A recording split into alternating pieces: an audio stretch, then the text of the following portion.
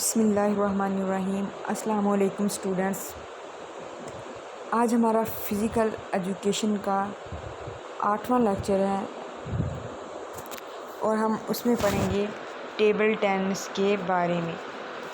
Table tennis بیٹا جیسے کہ نام سے ہی ظاہر ہے، ٹیبل یعنی کہ ٹیبل پہ ہی کھیلی جاتی ہوگی یہ گیم ٹیبل۔ سب سے پہلے اس کے ہم تھوڑی سی بیٹا ہسٹری کے بارے میں آپ کو بتا دیتی ہوں، ٹھیک ہے، جو کہ ادھر نہیں ہے لیکن آپ کو نالج میں تھوڑا بہت ہونا ضروری ہے کہ یہ آئی کہاں سے۔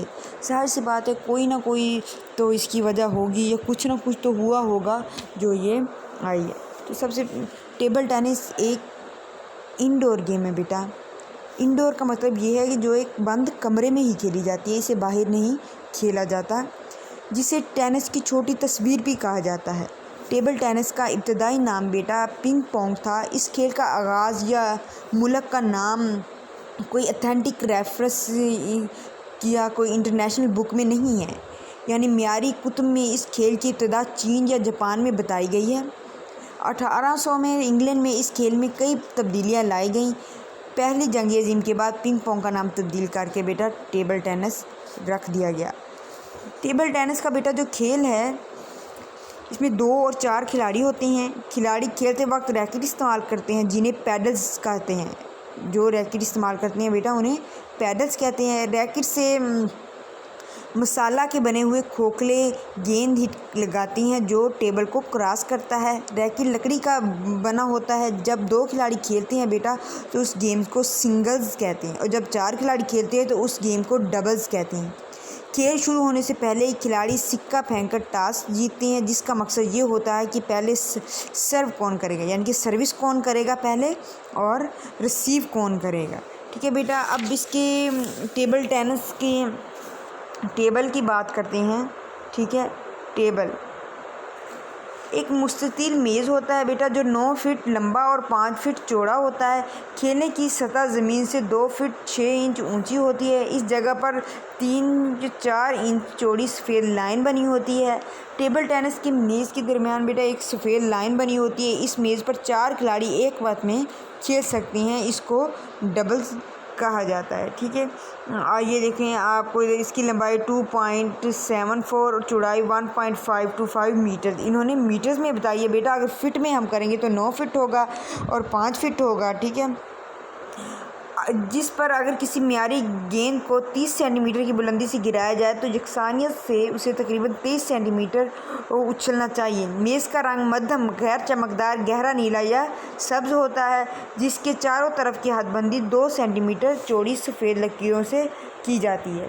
ڈبلز کھیلنے کے لیے کورٹ کے بیچوں بیچ ایک 3 ملی میٹر چوڑی سفید لائن لگی ہوتی ہے جو پہلوں کے رخ متوازی ہو اور اسے 2 برابر حصوں میں تقسیم کرتی ہو لگائی جاتی ہے۔ یہ لکیر داہنے آدھے کورٹ کا حصہ تصور ہوتی ہے بیٹا۔ یہ والی لائن ہوتی ہے 3 ملی میٹر جو لگائی جاتی ہے، ٹھیک ہے، یہ کورٹ کا حصہ، اس کے نیچے 3 ملی میٹر کورٹ کا حصہ ہوتی ہے۔ یہ سائڈوں پہ جو لائن لگی ہوئی ہوتی ہے یہ اس کا حصہ ہی سمجھی جاتی ہیں۔ آگے ہے نیٹ اسمبلی۔ نیٹ اسمبلی کی ہم بات کرتے ہیں بیٹا۔ اب یہ جال اس کے کھمبوں اور میز کے ساتھ کسنے کے لیے کلیمپس پر مشتمل ہوتی ہے۔ کھیلنے کی سطح کو 2 برابر کورٹس میں تقسیم کرنے کے لیے ایک عموداً جال جو اختتامی لکیروں کے متوازی ہو استعمال کیا جاتا ہے۔ یہ دیکھیں یہ بیٹا جال ہے جو کہ استعمال کیا جاتا ہے۔ یہ جال ایک مضبوط رسی کی مدد سے کھمبوں کے ساتھ کھیل کی سطح سے 15.25 سینٹی میٹر کی بلندی پر اس طرح کس دیا جاتا ہے کہ اس کی کھمبے میز کی حدود سے باہر 15.25 سینٹی میٹر سے زیادہ نہ ہو۔ بیٹا یہ جو سائڈوں پہ یہ ادھر کورٹ اینڈ ہو رہا ہے ٹیبل، لیکن وہ نیٹ ادھر تک جا رہا ہے، ٹھیک ہے، کورٹ ادھر اینڈ ہو رہا ہے لیکن یہ دیکھو یہ نیٹ ادھر تک جا رہا ہے۔ تو بیٹا یہ جو آگے والا حصہ ہے نا تو اسے کھمبے کہا جائے گا، یہاں پہ کھمبے لگے ہوئے ہوتے ہیں اس کے۔ آگے بیٹا ہم بات کرتے ہیں گیند کی۔ بال، سب سے چھوٹا بال جو بیٹا ہوتا ہے وہ ٹیبل ٹینس کا ہوتا ہے۔ یہ گول شکل میں 40 ملی میٹر قطر 2.7 ग्राम वज़न। बेटा ये बहुत इंपॉर्टेंट है, एमसीक्यूज़ में आ जाता है कि टेबल टेनिस की बॉल का वज़न कितना है, तो आपने याद रखना है 2.7 ग्राम वज़न होता है। सफ़ेद या नारंगी रंग का होता है और ये वज़न जो होता है बेटा ये उस मटेरियल का बना होता है जिसे थोड़ा सा भी हम नीचे फेंकें ना बहुत ज़्यादा वो उछलता है। सेलुलाइड जिसे कहा जाता है, ये प्लास्टिक के मटेरियल का बना हुआ होता है। अब हम बात करते हैं रैकेट की।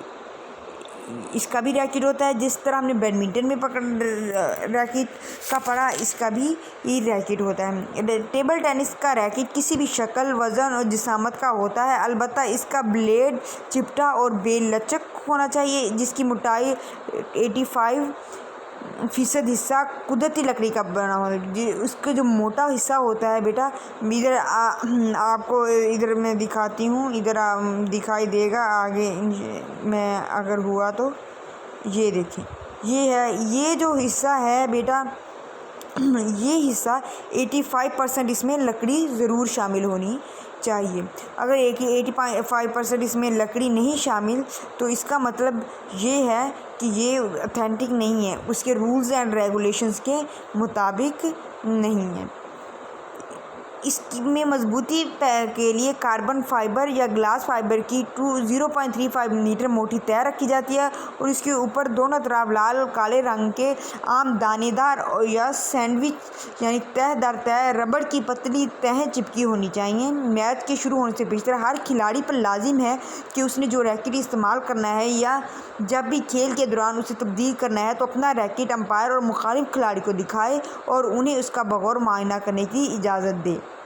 आगे खेल की इस्लाहात, यानी कि वो वर्ड्स, वो डेफिनेशंस जो खेल में इस्तेमाल की जाती हैं वो कौन सी। सबसे पहले है रैली बेटा, ये वो अरसा है जिसके दौरान गेंद खेला जाता है।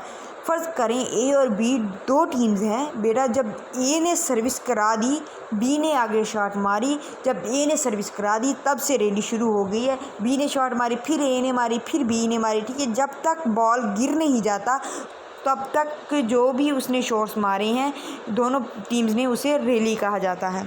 आगे बेटा आता है गेंद का खेल में तसव्वुर होना। The ball is in play.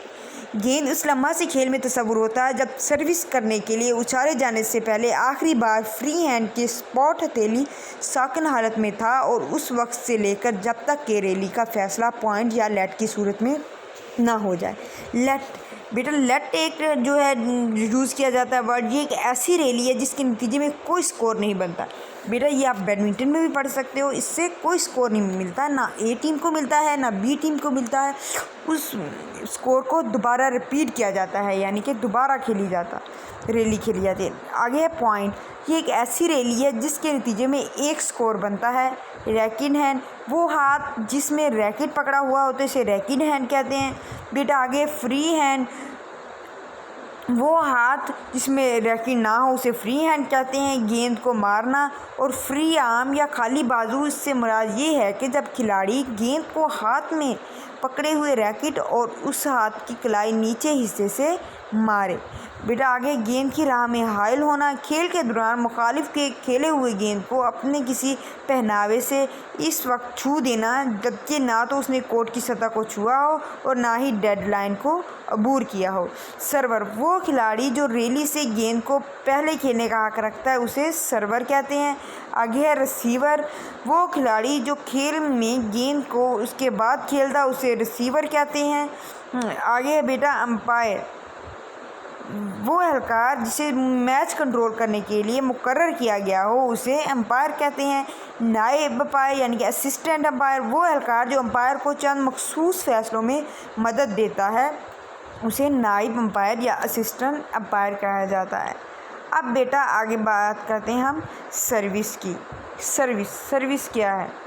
Service शुरू करने के लिए स्पॉट हथेली पर इस तरह रखी जाए कि बिल्कुल साकिन हो और मुखालिफ को साफ नज़र आए, यानी कि बॉल को हथेली पर बिल्कुल आपने हाथ खुला करना है, हाथ खुला रख के हथेली पे बॉल रखना है, हाथ में पकड़नी नहीं है, ठीक है, बंद नहीं करनी मुट्ठी, हथेली पे बिल्कुल बाहर रख के हाथ खोल लेने हैं, आपकी उंगलियां आपने अपनी पूरी खोल लेनी है, ठीक है।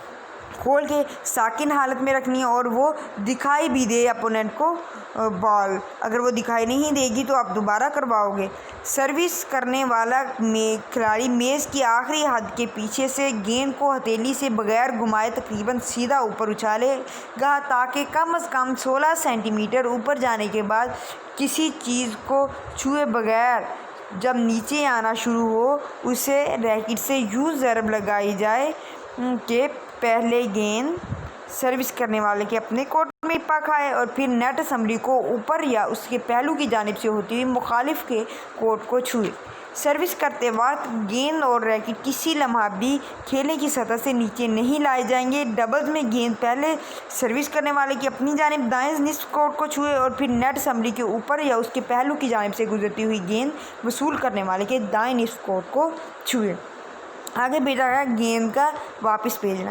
ظاہر سی بات ہے بیٹا، اگر کسی نے سروس کی ہے تو دوسرے اپوننٹ نے اسے واپس بھیجنی ہے، اگر وہ واپس نہیں بھیجے گا تو اس کے مخالف کو تو پوائنٹ ملتا رہے گا، اس لیے سروس وصول کرنے والا کھلاڑی گیند کو اس طرح سے ضرب لگائے کہ گیند نیٹ اسمبلی کے اوپر یا اس کے پہلو سے گزرتی ہوئی مخالف کورٹ میں جا گرے۔ اگر نیٹ اسمبلی کے اوپر سے گزرتی ہوئی گیند اس کو چھو جائے تو بھی یہ واپسی درست تصور ہوگی۔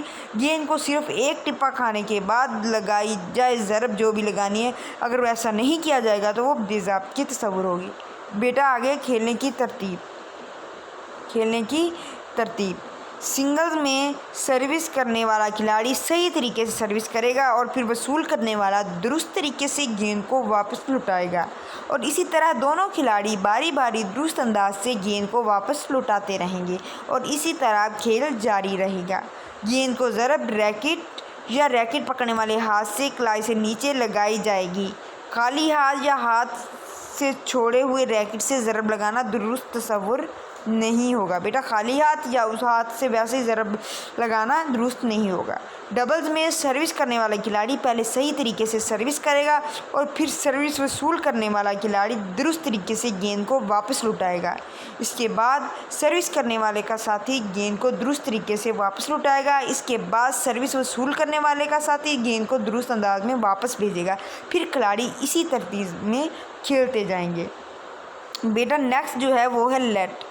بیٹا ہم نے لیٹ بیڈمنٹن میں بھی پڑھا، لیٹ اب اس میں بھی پڑھیں گے، ٹھیک ہے۔ اس میں بھی وہی یہ طریقہ ہے، اس میں بھی وہی ڈیفینیشن ہے اس کی جو بیڈمنٹن میں تھی لیٹ کی۔ یہ ایک ایسی ریلی ہے جس میں سکور نہیں بنتا۔